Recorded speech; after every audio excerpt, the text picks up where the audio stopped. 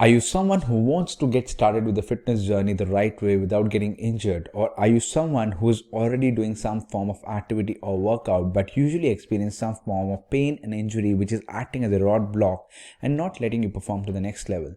Then you are at the right place. Hi, my name is Ishan Arora. I'm a physical therapist and I have been helping people with aches and pain and injuries for more than 13 years now. In today's video, I will be showing you how you can start working on your fitness the right way without getting injured by working on 5 components of your fitness. By working on these 5 components of your fitness, you can make sure that you're not getting injured on a long run. So let's dive in and understand what are these 5 components are and how you need to be working the right way. If you haven't subscribed to our channel yet, this is a friendly reminder to do so, and also hit the bell icon for notifications so that each time we publish a new video or we go live, you get notified. The first component of building a strong fitness foundation involves working on your joint mobility, which is also called the joint range of motion. So unless you start working on your joint range of motion, there are good chances that your joint is stiff and tight, not moving to the good range of motion, or known as the complete range of motion in the joint, which can result and increase the load on the joint and eventually on the muscles which are overlying the joints. So it's very important before you start working on the muscles, which is like working on the muscle strength or muscle flexibility. First, you start working on the motion of the joint. First, get the range of motion of the joint well. Once the joint range of motion becomes complete and you have a good freedom of motion in the joint, there are good chances that the load that is going to the joint or the muscle will be much lesser, and there are good chances that you can prevent the injuries to happen on a long run. I will give you an example of this to make you understand this well. The first thing is, consider like you want to do squats. The squat happens at 3 joints. So it's happening at the hip joint, knee joint and ankle joint. So if you want to perform a good range of motion or good squat, it's important that you have a good freedom of motion at 3 joints, which is your ankle, hip and knees. Unless you have the range of motion in these joints well, there are good chances that when you go deeper into the squat position, you will land up using the mobility of the lower back. For example, if you're going in the deep squat position, where if your hip mobility is restricted, you'll start hunching and curling your upper back, mid back area, and eventually the lower back will go more into the hunch or the curve, which is called the C shape of the lower back. Also, when you go deeper into the squat position, if your ankle range of motion is not good, instead of keeping the position like slightly out, you'll not be able to maintain the position of the normal squat, and eventually once you go down into the deep squat position, your feet will turn out further or you will have your heels coming off the floor. This is the typical compensation that you get to see in people who have the very tight ankle joints or the stiff calf muscle, which I will come to in some time. The second component of working on the strong fitness foundation is improving your flexibility of the muscles. Now, after improving the complete range of motion in each and every joint wherever you would want to work on, it's important that you now start working on the flexibility of the muscle, where I'm talking about the increasing the length of each and every muscle. You would have heard people running and getting the strain in some of the muscle like hamstring muscle or the calf muscle. When they don't have enough length in the muscles, there are good chances that the muscle can go into the strain, which is like a tear in the muscle or usually the stretch in some parts of the muscle fibers. So it's important that before you start working on each and every activity, whatever activity you would like to get involved in, you have the good flexibility of the muscles around that area. For example, again, if I would want to improve or work on the squat, it's important that I need to be having the muscles good around the hip and knee area and the ankle area. So all the muscles that get involved in the activity needs to have the good flexibility, which is the length of the muscle. Now, flexibility, as I said, is different from the mobility, where in flexibility I'm talking about the length of the muscle, where like in mobility we were talking about the joint range of motion. So once you have the complete range of motion in the joint, the second thing that you should be working on is improving the length of the muscle, which is improving the flexibility of the muscle. Once you start doing that, for example in the squat, again there are good chances that when you go into the squat, you will not be having the limited length of the muscle, which will not be restricting the motion in that particular activity. So if you're going deeper into the squat position, if you have the good length of your glute muscles, your hamstring muscle or your calf muscle, you'll be able to go into the deeper squat position. Versus if you have limited length in these muscles, there are good chances that first of all you will not be able to perform this activity well, and even if you do, there are good chances that like you'll have a compensation in some form. Like when you go deeper into the squat position, your heel will come off if your calf muscle is tight, and if you don't have the good length of your glute muscles or other muscles around that area, you will have the other compensation from the lower back or maybe your knee going in or out can also be there. The other example that you can consider in this case is consider the example of a runner. If runner is going for a run or like a sprint, if the length of the muscle in the hamstring is not good enough, there are good chances that the muscle can go into the stress and usually go for the micro tear in the muscle fiber or like a major tear depending on the limited length in the muscle.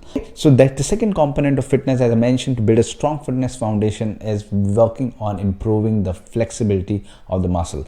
Now we will go into the third section where I will talk about the third component of building a strong fitness foundation.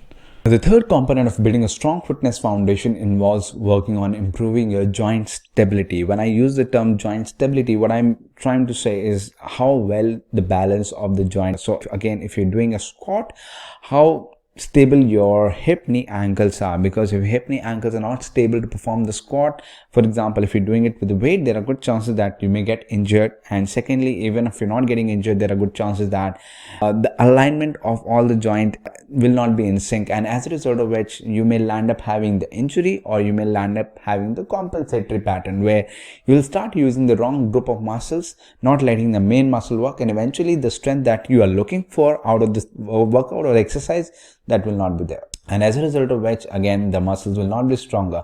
So very important that the third component where you should start working on is improving the joint stability.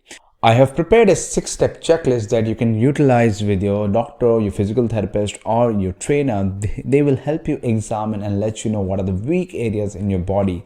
And on the basis of that, you can get to know what all activities you can get started with without getting injured, and what are the things that you need to be working on to build a strong fitness foundation. So grab a checklist, the link of which you'll find it in the description below. The fourth component of building a strong fitness foundation involves the muscle endurance. Now, what I mean by muscle endurance and how is it different from building the strength, and let's understand that. When I use the term muscle endurance, what I'm really trying to get to is you have to do some activity. For example, if you're using your body weight to do some exercise, try to do a lot more repetitions rather than picking up the heavy weight. So for example, if you're doing an exercise in the gym and you just simply get started with a 5 kg without realizing are you strong enough for that or not, what you should be doing instead is pick up the light weight, for example like a 2 kg or 3 kg for a particular exercise, and try to do a lot more repetition, like for example between 20 to 25. So what you're doing is you're picking up the light weight and you're doing a lot more repetition, so that it helps in building up the adaptability in your soft tissue or the muscles. So the whole purpose of building the muscle endurance is that you can adapt your soft tissue, your muscles to the load gradually, instead of picking up the heavier weight and starting too much too soon and getting injured. Now we will go to the fifth component of building a strong fitness foundation, which is building the strength and power. The fifth and the final component of building a strong fitness foundation is building the strength and power. Now, what is the difference between the strength versus the endurance, which we discussed previously, is when you are in the strength phase or the power phase, all you're doing is you're picking up the heavier weight with a lesser number of repetitions. Yes. So when you start picking up the heavier weight, by rule, you should cut down the number of repetitions. Okay. It's not like you're doing the same number of repetition, which is like a 15 to 20 repetition, but the load is still high. All you need to do now is cut down the repetitions and increase the load slowly and gradually. Now, the simple formula that I usually tell my athletes and patients is increase the weight by 5%.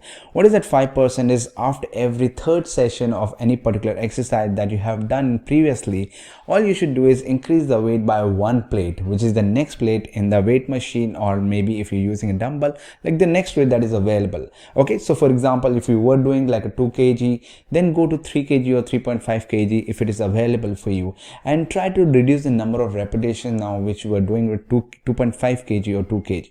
Okay, so again, you're increasing the load on the muscle gradually and now reducing the number of repetitions you do. That way you will be able to build the strength on the muscle. Since the load that you are building on is little, the chances of injury are going to be lesser. So these are the 5 components of building a strong fitness foundation. So what's really important is first get yourself assessed, get to know what are the weaker areas in your body and what are the things that you need to be working on.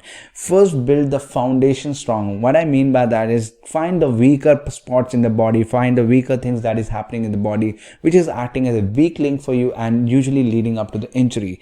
Once you make that area stronger, once you work on the things which are holding you back, you will be able to build a stronger foundation. For example, if you get to know there are 5 muscles that are weaker in your body and leading to the poor shoulder position, all you need to be working on is getting those muscles stronger, the anti-gravity muscles, which will help you overcome that posture. So don't get started working randomly on the muscles thinking that everything will get you stronger. It doesn't happen that way. All you need to do is find out the weaker spots in the body, and once you start working on the weaker spots, they will build the foundation for you to go to the advanced level and go to the exercises that you were not stronger at previously. So make sure that you're following these rules of building a strong fitness foundation. You're following the 5 components of building a strong fitness foundation. And I have created the entire 12-week program for you to build a strong fitness foundation, taking care of all the 5 components of your mobility, your flexibility, stability, followed by endurance and strength and power.